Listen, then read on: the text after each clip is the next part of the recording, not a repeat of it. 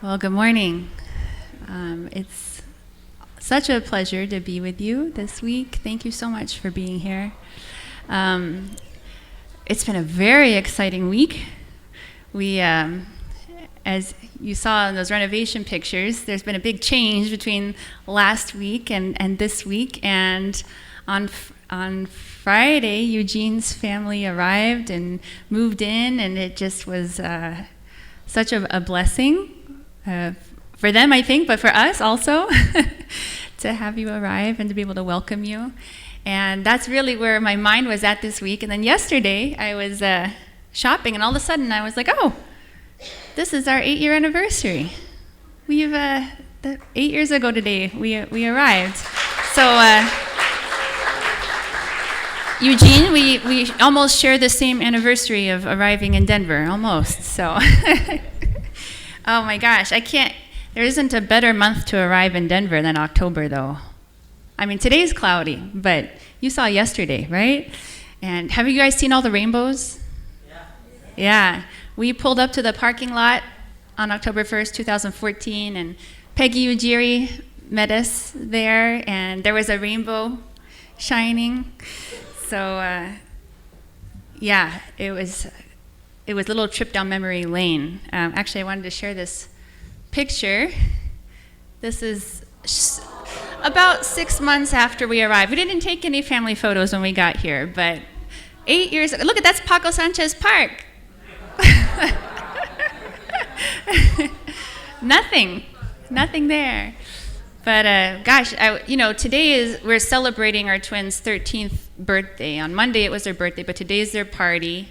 And they had just turned 5 when we got here. Mia was only 2.5. So sometimes I feel like we just got here, but then I look at these pictures and wow, things have changed a lot. There's an extra kid now, so. Anyway, it's funny though, because I don't feel like we've necessarily arrived anywhere, or that I can say that we've done many things, a lot of amazing things have happened, but I don't feel like we've arrived anywhere. We're just on this exciting journey, and I feel like we're just getting started in so many ways, so I'm very excited to see where we go from here. So I wanted to share some lessons that I've learned on this path so far, and I'm sure Mike could also share his lessons, and I think some of our lessons overlap, and there's actually a lot of them. I will only talk about 2 today, but there are 2 that I'm really resonating with right now and I'm thinking about a lot right now. And one of the lessons that I've learned slowly throughout my life, but especially these last 8 years, is that God works with those who are willing. Not necessarily the best, or the most skilled, or people who get things right all the time, but God works with those who are willing. And there's a really great quote by Reverend Moon on this point about Moses. If you have the determination, the power will follow. When Moses saw his people suffering in Egypt, he felt indignant. Out of strong patriotism and love for his people, he killed one of the Egyptians. Now, we do not encourage murder. This is Old Testament, okay. But by this act, Moses demonstrated his determination to help the chosen people of God. Because of that determination, God called him. So, your determination is required first. Then, power will be given. And I feel this a lot in my own life. But God works with those who are willing. And he uses our strengths and he forgives our shortcomings. In the Bible, there's actually a lot of description about Moses' shortcomings. He couldn't speak clearly. He spoke with a stutter. People had a hard time understanding the words that he was saying, so God gave him Aaron to speak for him. Right? He overlooked that shortcoming and complimented it. Moses had a temper. He had angry outbursts. He killed the Egyptian. But also, God went up on the mountain and he fasted and prayed for 40 days, and God inscribed stone tablets with the 10 Commandments. And then Moses came down the mountain and people were worshiping idols, and he flew into a fit of rage and he broke the 10 Commandments that God had inscribed for him. So God's like, all right, go back up. Let's do this again, but this time you inscribe. So he had his faults, right? He wasn't the perfect fit, but he was willing. I think that righteous indignation of Moses was kind of like a double-edged sword, right? It got him in trouble, but also God could see he had a fiery passion to do what was right. It worked in his favor sometimes and sometimes not, but God used that. God uses our strengths and forgives our shortcomings. I have many of my own shortcomings. I often tell people I'm kind of a boring person. So by my horoscope, I'm a Gemini. And a Gemini is supposed to be the life of the party, like a social butterfly. So interesting, so many talents.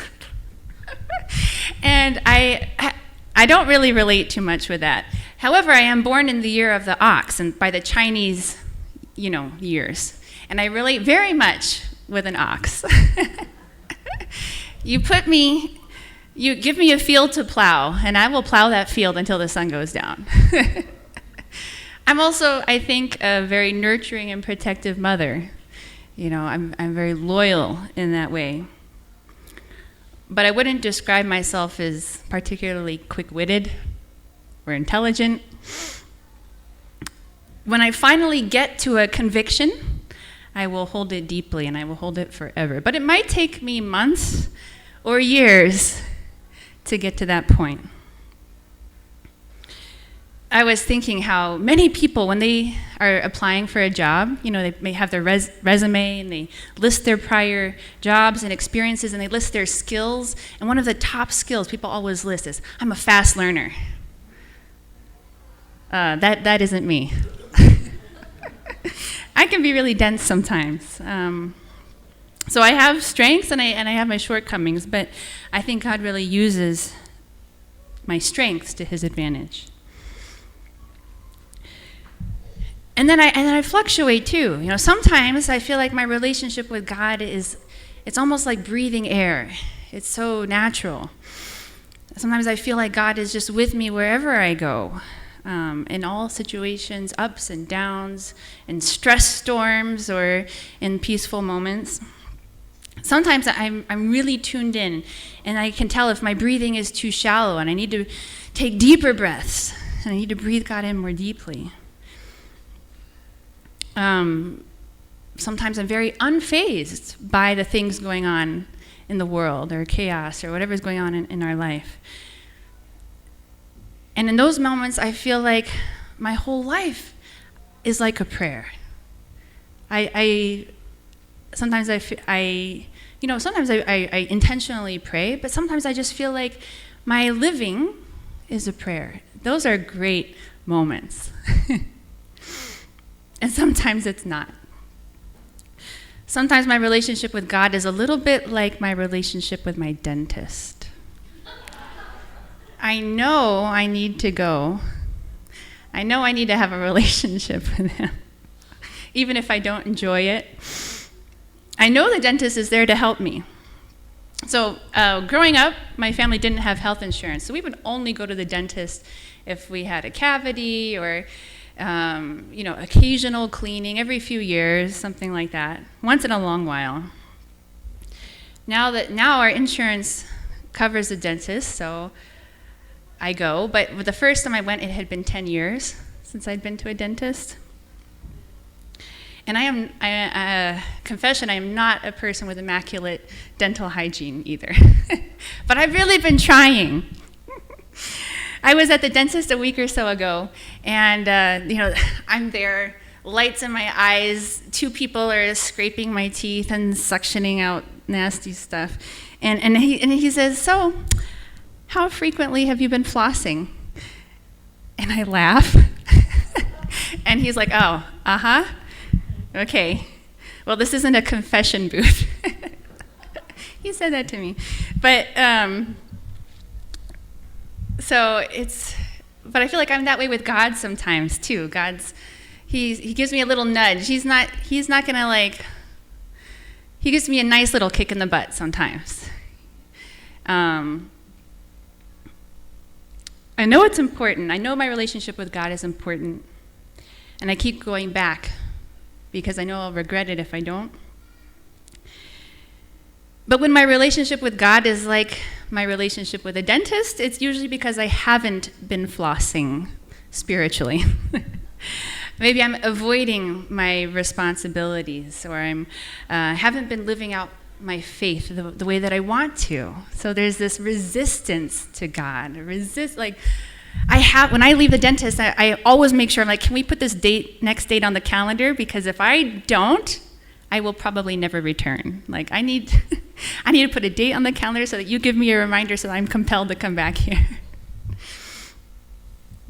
So I go between these two, I fluctuate between like sometimes resisting what God is calling me to, feeling like knowing that I haven't been who I really, really want to be, and so I don't really want to go and face that because God sees everything. It's like the dentist with a bright light. He sees everything. He knows how much plaque is. He didn't actually have to ask me if I've been flossing regularly. He knows. God knows too. But in either scenario, right, whether I'm sometimes treating God like a dentist or whether I'm just living a prayer and breathing in God's love, in either of these scenarios, still, God knows I'm a willing person. I may not have all the skills. I might fluctuate in my prayers. But one thing God does know is I'm determined to use this one life that I have for a good purpose. I remember, actually, I had a prayer out here in Paco Sanchez about 18 years ago. I was on our church's missions program, and we had just finished a workshop up in Estes Park at the YMCA there. And, just like we have these GPA teams come through occasionally, and they're here for a Sunday, I was one of those teams at one point. And we stayed here for a couple of nights, and we decided to have like a midnight prayer or something. It was a very late night prayer out in the park. It was like, 40-minute prayer or something. It was a time to go deep. And we're out there praying in the park. And that was the first time in that prayer where I think I really became acutely aware of God's sorrow. I was thinking about my family. I was thinking about families that I knew, in the church, out of the church, it didn't matter. And seeing how God loves each person in this world so much. And how most people are really trying their best to live a good life. And yet, even so, we continually hurt each other. And we continually, as a byproduct, we hurt God's heart. And it's not because we're trying to, it's because we're so far separated from God's love that we don't even know how to love truly.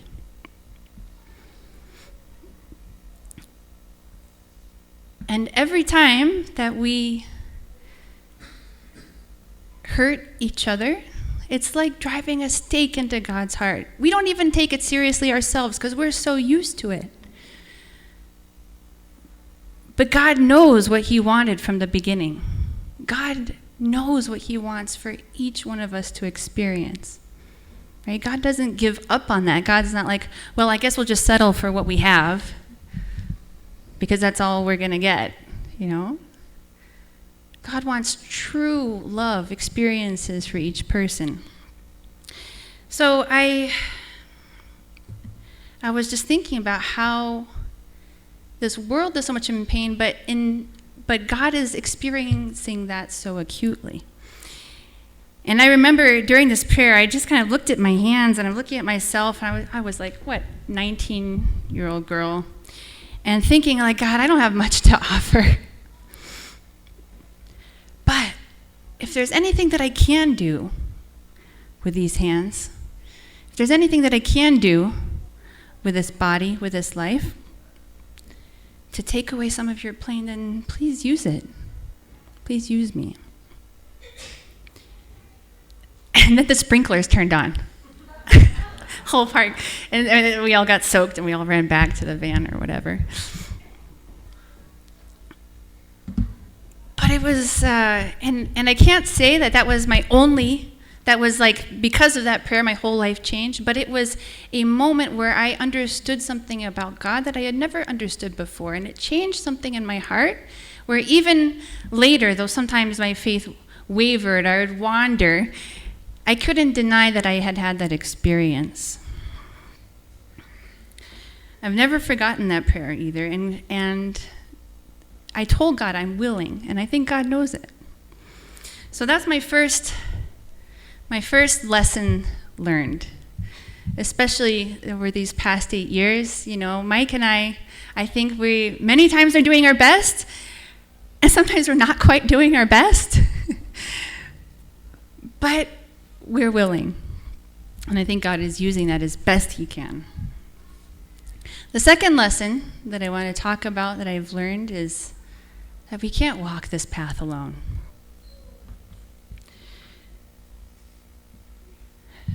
So, teamwork makes the dream work. Something that took me a while to get is that a fruitful life of faith, like a real, substantial life of faith that manifests in this world, is actually impossible without the help of others. And I've learned this lesson slowly. Did I mention I'm a slow learner? I grew up spending most of my time by myself. You know, I live way out in the country. I didn't have neighbors to play with most of the time. My sister was 7 years younger than me. And so I spent most of my time with my dog and with the hay bales in the fields and with frogs in the pond. I was able to be quite happy on my own, actually. I was a pretty independent person. So it was definitely an adjustment when I got married. God blessed Mike. I was happy to be blessed to him, but it took me a while to feel like I actually needed him. Sorry. I believe that one of the reasons why God gave me twins first is to show me, you need this guy. I think if I had one baby first, I would have had it all taken care of. I would have done everything on my own, would have been fine. But God was like, nope, you need this guy. You got to admit it.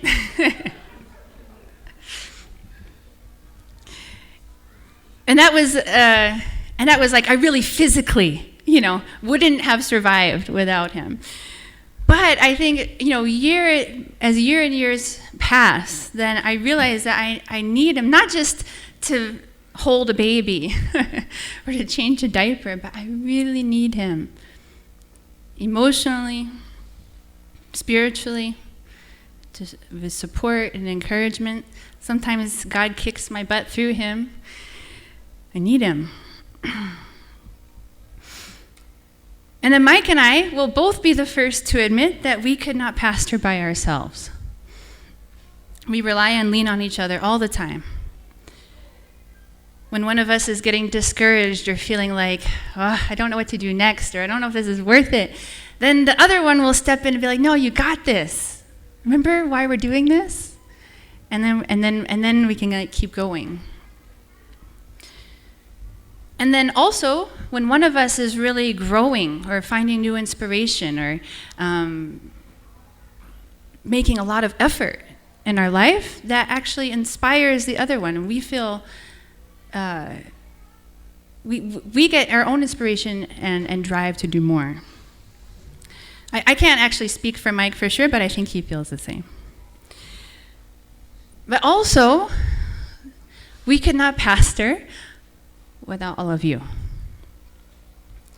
Actually, you guys are one of the reasons why we picked Colorado to come to. We were looking at, when we decided that we would maybe want to pastor, we started looking at communities in America that were looking for a pastor. And we just knew that Denver was the one, because there was already such amazing people here. Already people were taking such ownership over the things that they were doing. We could see people had a passion, and we thought that's where we want to be. So, Jesus had his 12 apostles. Jesus gave his Sermon on the Mount to thousands of people. And yet, when it came time for Jesus to go to the cross, he went entirely alone. Even his closest friends ran away in fear. And Jesus expressed this heart. "O Jerusalem, Jerusalem, the city that kills the prophets and stones those who are sent to it. How often would I have gathered your children together as a hen gathers her brood under her wings, and you were not willing." This has got to be one of the most heartbreaking verses in the Bible. Jesus was committed, 100% committed to doing God's will. And he fulfilled 100% of his responsibility. There is nothing more that Jesus could have done in his 33 years of life to prove to God his love for him, to prove to us his love for humanity. No one else in the history of the world had ever loved God the way Jesus had loved God. No one else in the history of the world had loved people with God's heart the way that Jesus did. And yet, Jesus could not make the Israelites believe him. He could not make them unite with him. He could not make his apostles stand by his side. That was a choice that had to be made out of the free will of the people of the time. And they didn't make it.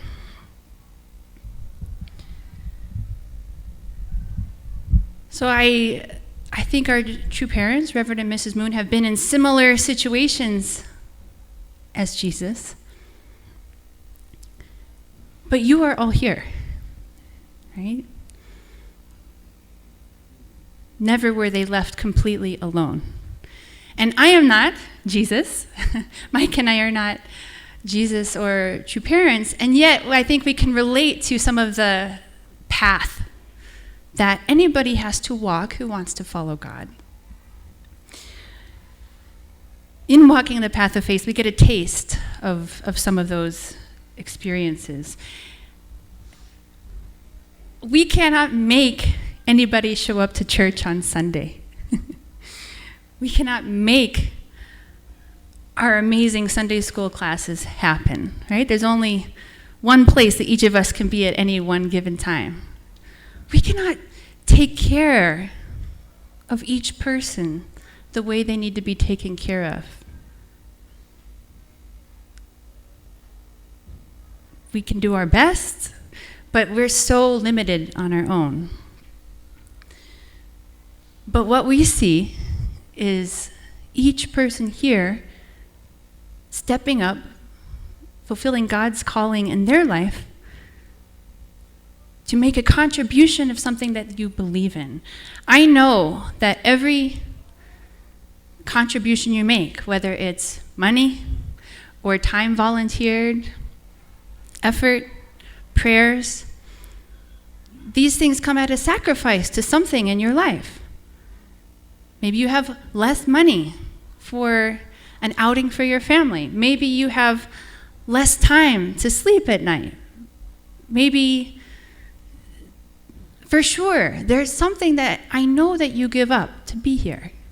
And so Mike and I don't take it for granted. I could look at each person here,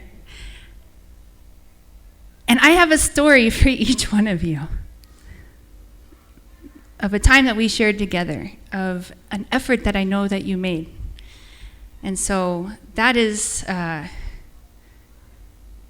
we need God in our life, but we really need each other too. We really need our friends of faith. We need people who are willing to walk with us. Something that we said many times when we first arrived here is we are here to be facilitators, right? We don't have all the answers. We're not perfect. We want to facilitate the things that you want to do for God. If you have a calling on your heart that God has given you, we want to help you find that. And I really saw so many people in the last 8 years find the courage to step into their calling and to take care of each other, to take care of this community, to offer something to our children, whatever it is. So we really wanted to acknowledge you for being here. I know that we always have a choice. I'm sure that there's many times in the last 8 years, throughout your life, where you could have said, it's not worth it. You could have stepped away. You could have turned around and gone a different direction. But each one of you is here today. So on behalf of God, I want to thank you. Each one of you is this precious person who is willing to be here despite, right, our shortcomings. We've got our shortcomings. But it's okay. God knows. He already knows. He's like the dentist with a bright light. He already knows everything. So we can be okay that we have shortcomings. But God's happy you're here. We're happy you're here. Those are my two takeaways, that God works with those who are willing, and that we can't walk this way alone. And while these are lessons that I have learned personally over the last 8 years and throughout my life, I'd like for you to encourage you to think about, what are your lessons right now? What has God tried to show you over the last year, the last 8 years, since you moved here, since you got married, since you had kids? What lessons have you been blessed with, and that you can share with others as well? So thank you very much. Please join me in prayer. Heavenly Parent, good morning. Thank you so much for a beautiful, cool fall day. We're so grateful for the opportunity to be here as your children. God, each person is here because we love you. Sometimes we are breathing in your love, and sometimes we're trying to avoid you, and yet we still love you, and we're here. You see that, God. I pray that as we walk this path, we can find more ways to experience your true love and then express that true love in this world, because this world needs your love.